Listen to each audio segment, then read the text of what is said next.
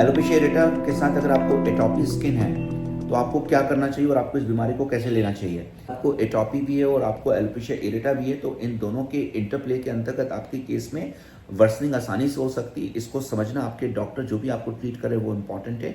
वो इसको normal alopecia areata या रिंग वर्म एलोपेशिया के रूप में नहीं ट्रीट कर सकते हैं। It is a very different and very tough case. इसमें अगर पेशेंट आपके साथ पार्टिसिपेट करता है तो हम अक्सर पेशेंट को उसकी फैमिली को इन्वॉल्व करते हैं। अगर अपने लाइफ स्टाइल में भी बदलाव किया, बायोमार्कर्स से जुड़े हुए न्यूट्रिशंस को अडॉप्ट किया और एक पेशेंट सेंट्रिक ट्रीटमेंट प्रोटोकॉल्स के ऊपर हम इस केस को बना पाए तो डेफिनेटली पेशेंट को आराम मिल सकता है। ये कंडीशन को सेकेंड जनरे थेरापेटिक्स या क्लिनिकल थेरापेटिक्स के केस में हम किस तरीके से देखते हैं और किस तरीके से हम इनका निदान या मैनेजमेंट कर सकते हैं। एट डॉक्टर सत्संगी मैंने जो अपने पिछले 2 या 3 साल के क्लिनिकल प्रैक्टिस में इसके लिए जो लाइन ऑफ एक्शंस और एक्सपर्टीज डेवलप की वो मैं आपके साथ शेयर करना चाहूँगा। मैं जब भी इन पेशेंट्स को देखता हूँ तो मैं इनकी एज ग्रुप देखता हूँ, क्योंकि एटोपी लगभग 10 से 20% बच्चों में सबसे कॉमन होती है, 2 से 3 एडल्ट पॉपुलेशन में। तो बच्चों का केस अगर एलोपेशिया एरेटा का आता है और मैं देखता हूँ कि अचानक उसके बाल काफ़ी हद तक सर के गायब हो चुके हैं, तो ये केस मैं मान के चलता हूँ कि एटोपी के प्रेजेंस में ट्रिगर्ड भी हुआ है और ये इसकी प्रोग्नोसिस भी टफ होगी। किस तरीके से पेशेंट को मैनेज करना है इसके लिए हम इंपॉर्टेंट प्रिडिक्टिव मार्कर्स देते हैं। Welcome friends to doctor Satsangi's a new tutorial on alopecia areata. Alopecia areata के साथ अगर आपको एटोपी स्किन है तो आपको क्या करना चाहिए और आपको इस बीमारी को कैसे लेना चाहिए। एटोपी स्किन और एलोपेशिया एरेटा दोनों ही इन्फ्लेमेटरी डिसऑर्डर्स हैं, दोनों ही एक एलर्जिक है और एक ऑटोइम्यून है।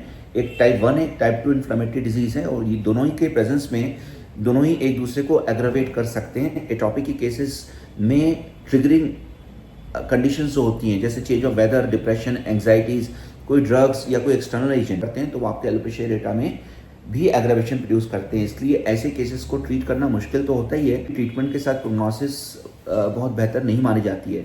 Atopy is a kind of allergy, intrinsic और एक्सट्रिंसिक दोनों ही होती है। एक्सट्रिंसिक के केसेस में आईजी लेवल्स काफ़ी बड़े होते हैं, लेकिन ये आपकी एलोपेशिया एरेटा को एग्रावेट करता है, specially non scaring alopecia areata को। तो हम पेशेंट्स के कुछ बायोमार्कर्स या कुछ प्रोडक्टिव बायोमार्कर्स को लेकर चलते हैं। ये कंडीशन को सेकेंड जनरे थेरापेटिक्स या क्लिनिकल थेरापेटिक्स के केस में हम किस तरीके से देखते हैं और किस तरीके से हम इनका निदान या मैनेजमेंट कर सकते हैं। ये 3 बायोमार्कर्स इंपॉर्टेंट रहते हैं, जिसमें जिंक, फोलिक एसिड और विटामिन डी डर्मास्कोपिक फाइंडिंग्स हम करते हैं। अगर पेशेंट ओपीडीज में विजिट कर सकता है। आईजी लेवल्स एक बहुत ही इंपॉर्टेंट प्रोडक्टिव बायोमार्कर होता है। इसके अलावा सीआरपी, एलएफटी, टीएसएच और दूसरी कोई कोमॉर्बिडिटीज हो तो उनको भी हम देखते हैं।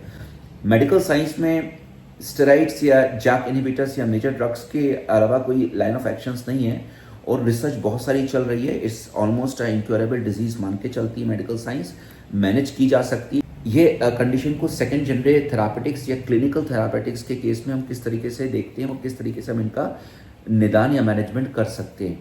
ऐसे पेशेंट्स को पार्टिसिपेटरी प्रोटोकॉल्स के साथ मैनेज करना होता है। एंग्जाइटी या पैनिक से जुड़ी हुई जो कंडीशन बच्चों में पाई जाती है उसके लिए मैं अगर वो कर सकते हैं तो मैं उनको जरूर प्राणासन और वृक्षासन एडवाइस करता हूँ।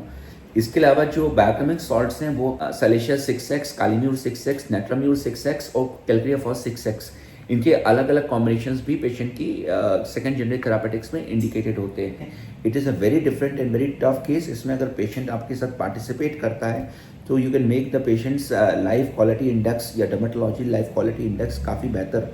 इसके अलावा जब होम्यो डर्मेटोलॉजी के केस में हम इसको अप्रोच करते हैं तो हम अक्सर पेशेंट को उसकी फैमिली को इन्वॉल्व करते हैं। अगर उनने अपने खान पान से लेकर अपने लाइफ स्टाइल में भी बदलाव किया, बायोमार्कर्स से जुड़े हुए न्यूट्रिशंस को अडॉप्ट किया और एक पेशेंट सेंट्रिक ट्रीटमेंट प्रोटोकॉल्स के ऊपर हम इस केस को बना पाए तो डेफिनेटली पेशेंट को आराम मिल सकता है और इसके ऊपर फर्दर रिसर्च लगातार होनी भी चाहिए। और होम्यो डर्मेटोलॉजी में मैं पर्सनली बहुत सारे डेटास इसके रिकॉर्ड कर रहा हूँ। सो फ्रेंड्स, अगर आपको ऐसी कंडीशन है तो आप मुझसे पूछ सकते हैं, मुझसे मिल सकते हैं, मुझसे अपॉइंटमेंट ले सकते हैं। These are the numbers on which you can contact me. But ये बात ध्यान रखिएगा कि ये मेरे अपने व्यूज़ हैं, मेरे अपनी एक्सपर्टीज़ उसके अंतर्गत मैंने व्यूज़ दिए हैं। डिस्क्लेमर यही है कि मैंने कभी भी कोई भी यूट्यूब्स होते हैं एजुकेशन पर्पसेस के लिए होते हैं, इनका कोई भी एम आपको ट्रीटमेंट में इन्वॉल्व करना नहीं होता है। लेकिन अगर आप एजुकेटेड हैं और आपको समझ में आता है और आपको लगता है कि आप मेरे साथ बेहतर हो सकते हैं और आप इन चीज़ों को कंप्लाई कर सकते हैं, तो आप इस नंबर पे मुझे कॉन्टैक्ट करें, मुझसे मिलें, या ऑनलाइन ऑफलाइन आप एक कंसल्टेशन ले सकते हैं। मुझे कुछ महीनों तक आपको आपके ट्रीटमेंट को करना होता है और इसमें 80% सेल्फ हेल्प होती है, जो आपका मैनेजमेंट होता है, जो कि माइंड बॉडी हीलिंग और न्यूट्रिशन से जुड़ा होता है।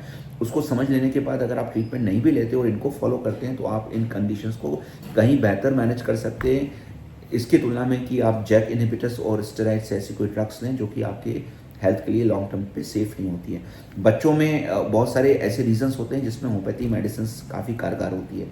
So friends, homeopathy is a safe and wonderful option. It gives the science as well as it gives the safety and gentleness of medicines. So do not wait, speak to me, share it. और अगर आप पहली बार मेरे channel को देख रहे हैं तो इसको सब्सक्राइब करके लोगों तक शेयर करें, और कुछ पूछना चाहते हैं तो आप ज़रूर लिखें. Take care of not writing unsolicited comments, please. Thank you so much.